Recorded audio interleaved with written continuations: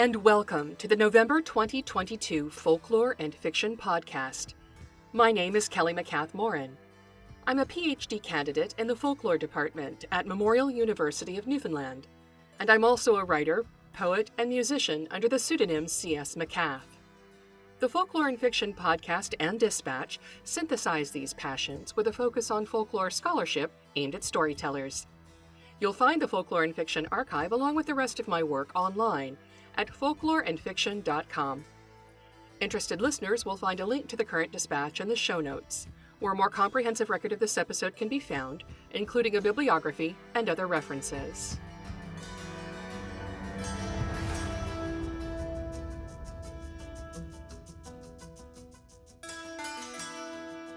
This month, I'm bringing you a bit of Arthuriana, rescued from a fire and later added to the Child Ballad collection. I wish I could sing it for you, but alas, there is no air to pair with it, and the ballad itself is fragmented. Dispatch readers will see evidence of this fragmentation in the transcript, while podcast listeners will hear it in the pauses I've added to the reading. Let's get started. The Marriage of Sir Gawain. King Arthur lives in merry Carlisle, and seemly is to see. And there he hath with him Queen Guinevere, that bride so bright of blee. And there he hath with him Queen Guinevere, that bride so bright in bower, and all his barons about him stood, that were both stiff and stour. The king kept a royal Christmas, of mirth and great honour, and when... And bring me word what thing it is that a woman will most desire. This shall be thy ransom, Arthur, he says, for I'll have no other hire. King Arthur then held up his hand, according then as was the law.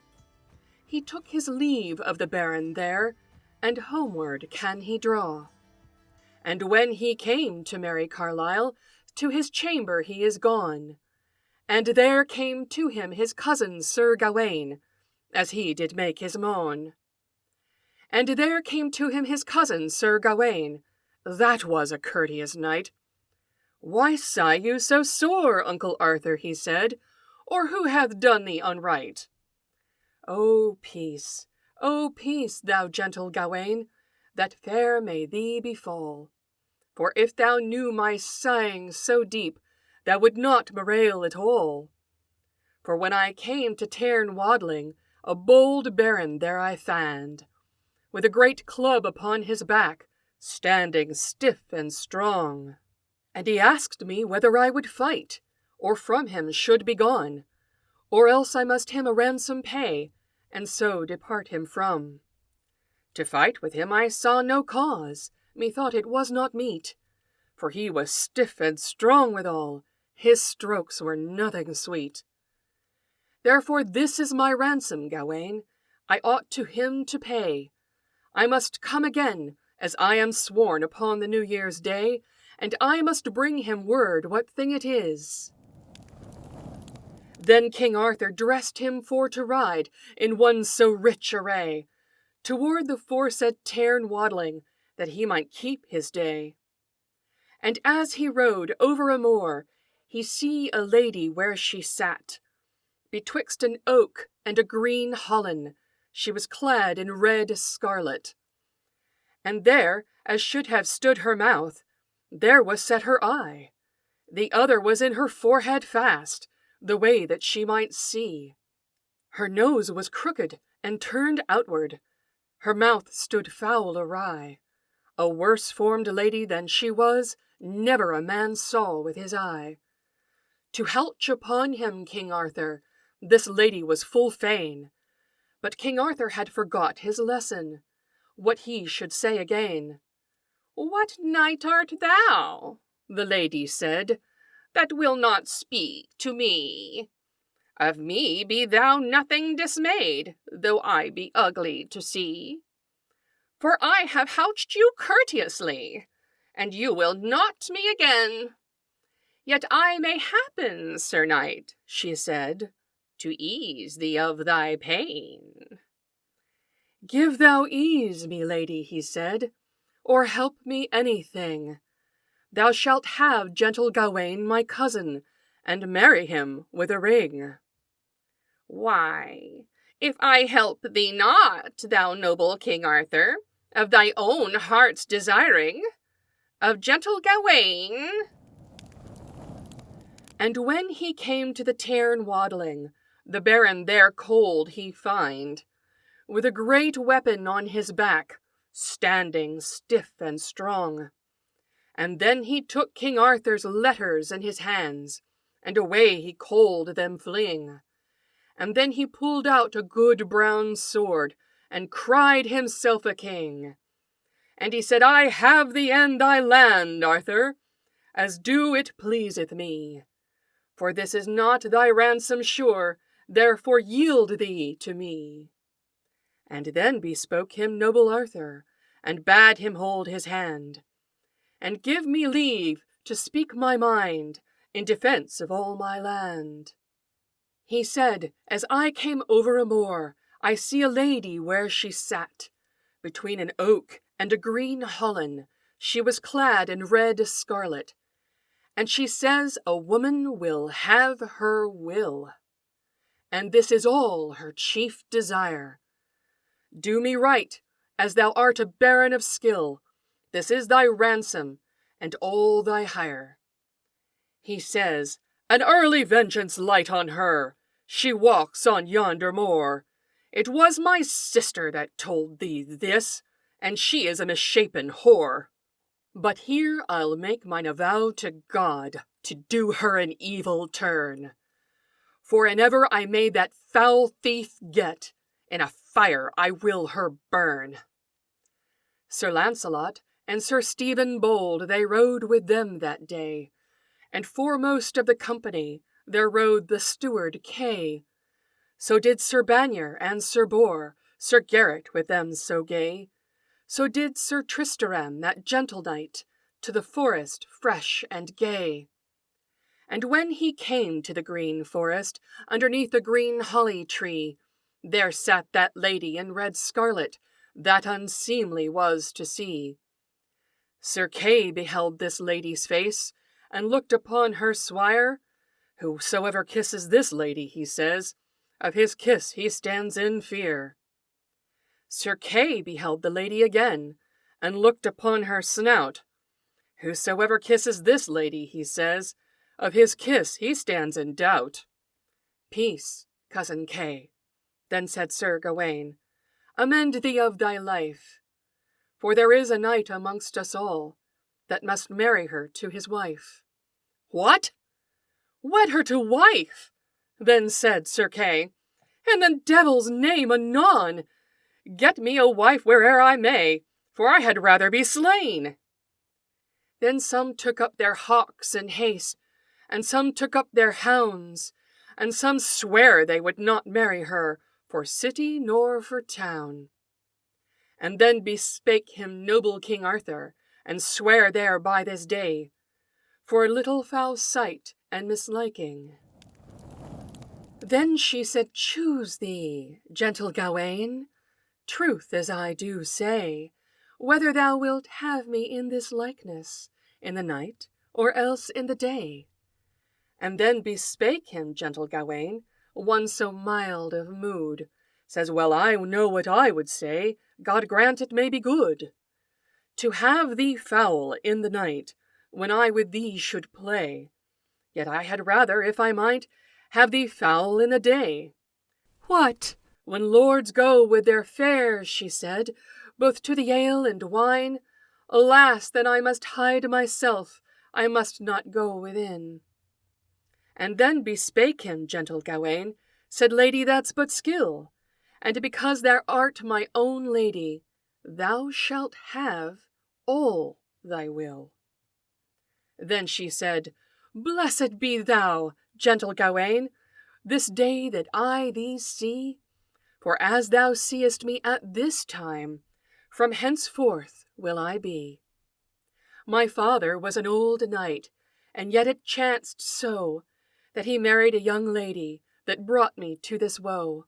She witched me, being a fair young lady, to the green forest to dwell, and there I must walk in a woman's likeness, most like a fiend of hell.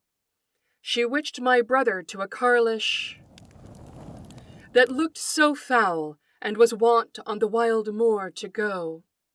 Come kiss her, brother Kay, then said Sir Gawain, and amend thee of thy life. I swear this is the same lady that I married to my wife. Sir Kay kissed that lady bright, standing upon his feet.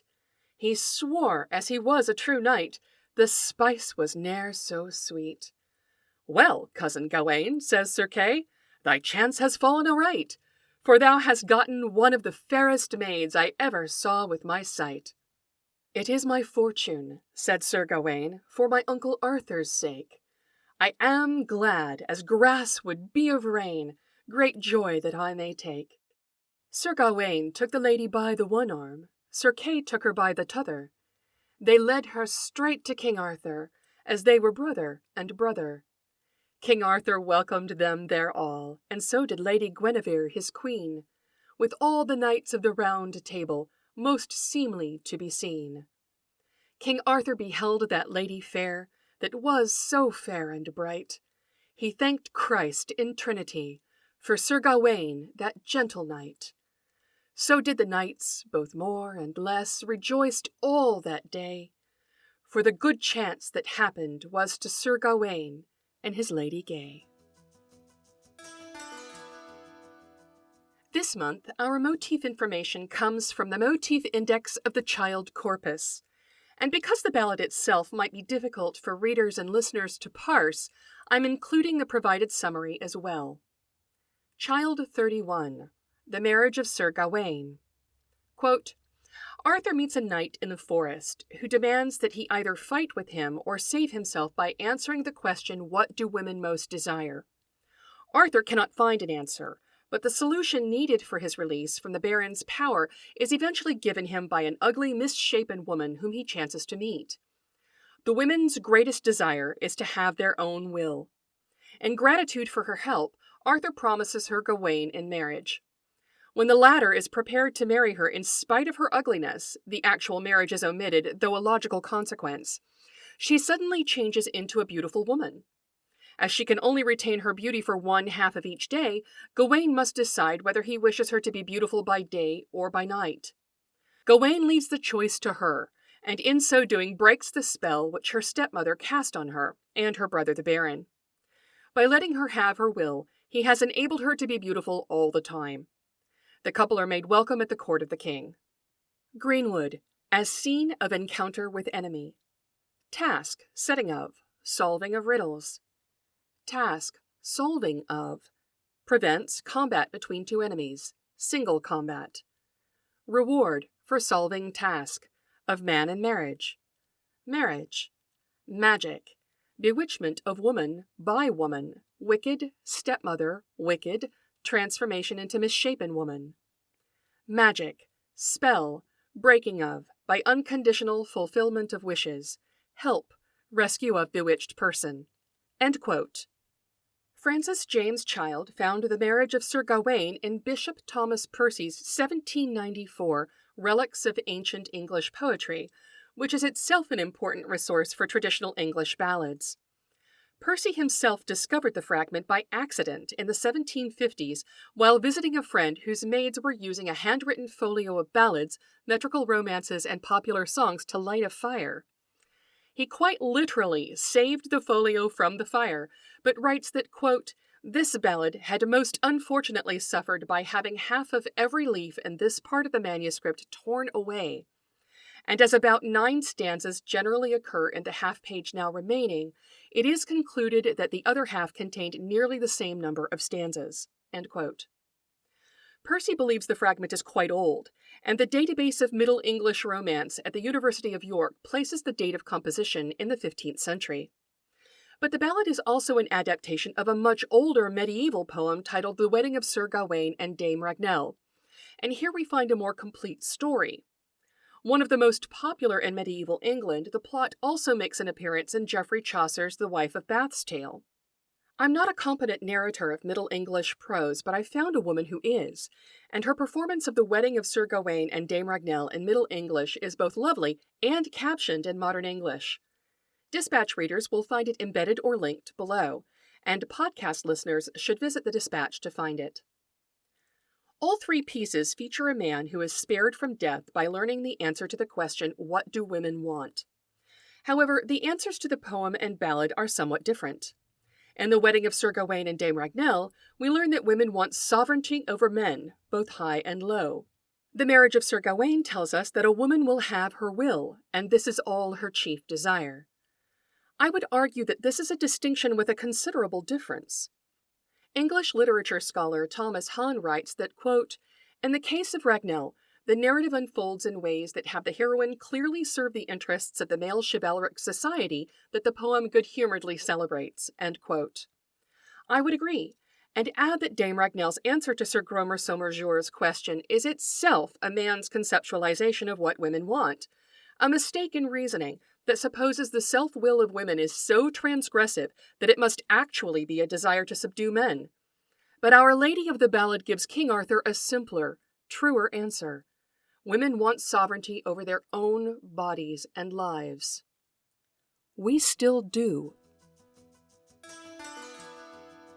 For the last 4 years, I've encouraged you to make the old stories new again with your adaptations and subversions of folklore genres, tale types, and motifs, while I gathered and organized the material I would be using to write a folklore handbook for storytellers. This edition of Folklore and Fiction represents the final piece of research I plan to do for that book, which I'll be writing in the coming year before moving on to an entirely new Folklore and Fiction series. I selected The Marriage of Sir Gawain for this important edition because the ballad is an example of what I've been encouraging you to do all along. It's an adaptation of a much older medieval tale. Francis James Child only gives us one incomplete version of The Marriage of Sir Gawain. Bertrand Harris Bronson tentatively offers a ballad titled The Half-Hitch as a possible 20th century descendant, but while the plot scaffolding is similar, the ballad tells an entirely different tale. Even the Roud Folksong Index only offers 4 versions of the ballad, and those from sources I've already mentioned. But while it was popular, this medieval tale of King Arthur, Sir Gawain, and Dame Ragnell inspired storytellers to create adaptations of it for hundreds of years. A few of these tales have survived for us to adapt and subvert again for modern audiences. So don't be afraid to do that, because it's how these tales live on. With this in mind, your last folk narrative and storytelling discussion is a glance back at the road we've traveled together so far. In 2019, I began with an introduction to folklore genres and argued that the more you knew about them, the broader your storytelling palette would become. I taught you how to recognize a myth and write one yourself. I gave you a checklist for identifying legends and a number of ways to utilize them in fiction. I told you that a memorat was a supernatural personal experience narrative and invited you to write one in a story world where rational thinking isn't privileged. I compiled a list of questions to use when you're writing fictional personal experience narratives. I suggested ways to bring traditional ballad transmission to your science fiction. I pointed out features of fairy tale plot scaffolding. I discussed the structure and morality of fables with an eye toward helping you write them yourself. I taught you how to tell a convincing lie with tall tales. Finally, I helped you understand the structure and mechanics of ritual so you could include compelling rituals in your fiction. In 2020, I helped you understand rites of passage. I explained the embedded power imbalances in superstitions. I discussed the various elements of traditional charms so you could create them in your storytelling. I paused in the early days of the pandemic to encourage journal keeping. I pointed out that expressions of powerlessness and deeply held grievances give rise to curses. I gave you exercises in writing with folk customs and material culture. I taught you how to evaluate conspiracy theories. I brought language and verbal lore to your storytelling kit, and I argued that child lore could help imbue our fiction with humanity and humaneness. Finally, I connected performance theory principles to scene crafting and characterization. In 2021, I began with an introduction to the ATU tale types and a promise to help you understand various categories of folk narrative plots so you could include them in your storytelling. I used ATU 60, Fox and Crane Invite Each Other, and ATU 113B, The Cat as Sham Holy Man, to discuss animal tales, the morality of fables, and the importance of telling difficult stories. I presented Tales of Magic via ATU 365, The Dead Bridegroom Carries Off His Bride, and ATU 450, Little Brother and Little Sister, pairing these tale types with folk narrative adaptation and subversion, and the value of motifs in fantastical storytelling. I sang my own version of religious tale type ATU 780, The Singing Bone, and used it to scrutinize the ways our own ideas about the world intersect with ideas presented in folk narratives. ATU 780, The Singing Bone supplement followed, with an examination of the intersections between traditional tales and ecology. Tall Tales returned to the series with ATU 852, Lying Contest, a realistic tale I used to write about con artists. ATU 1096, Sewing Contest, a type categorized under Tales of the Stupid Ogre Giant Devil, gave me an opportunity to help you craft folk narrative poetry. Categorized as anecdotes and jokes, ATU 1284, Person Does Not Know Himself, and ATU 1326, Moving the Church, were good windows into comedic narrative. Finally, ATU 2014, Chains Involving Contradictions or Extremes, a formula tale under the subcategories Cumulative Tales and Chains Based on Numbers, Objects, Animals, or Names, gave me an opportunity to discuss formulaic beginnings and endings, emboxment in tale structure, and asserting the absurd in your storytelling. This year, I focused on folk narrative motifs, took requests from readers and listeners, and invited literary guests to write about their work. Marie Brennan asked for information on the prickle hollybush, a variation of Child Ballad 95, The Maid Freed from the Gallows, and I used her request to write about adaptation and subversion of child ballads. Maria Diaz wanted to know more about The King with the Horse's Ears, so I paired her interest with a look at theme in storytelling. Danielle Cudmore wanted to offer her class of Swedish middle school teachers in training a folkloric lesson plan for their own students, and I responded by using the Spectre and Fjölking as a launch point for a lesson plan that included low-cost or free teacher-friendly resources. Molly Whuppie's Fee, Fi, Fo, Fum was a great opportunity to write about the use of foreign languages in characterization, while Tam Lin opened the door to a study of magic systems and folk narratives and fantasy fiction. Oisin's return to Ireland followed Tam Lin with a look at lapses of time in the fairy otherworld and the ways folk heroes navigate implacable conflicts. The Span of a Man's Life took a theoretical turn, with a discussion of the differences between folkloristic and literary analysis of narrative. Luck from Heaven and Luck from the Earth utilized a Japanese tale to interrogate structural symmetry in storytelling.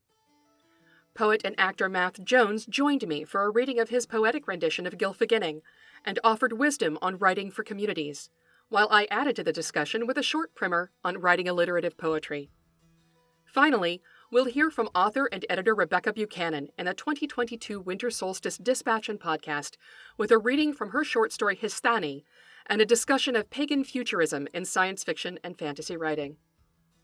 I'm proud of this work.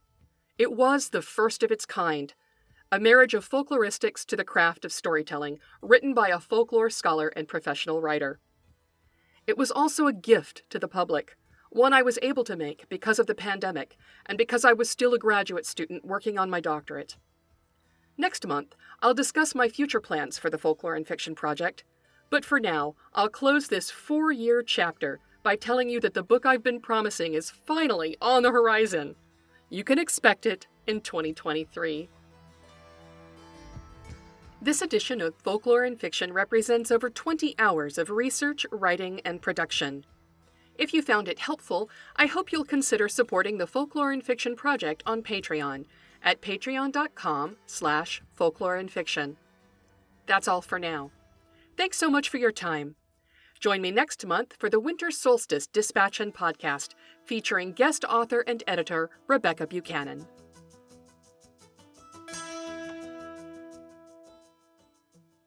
Copyright 2022, Kelly S. McCat-Morin. All rights reserved unless Creative Commons licensing is specifically applied.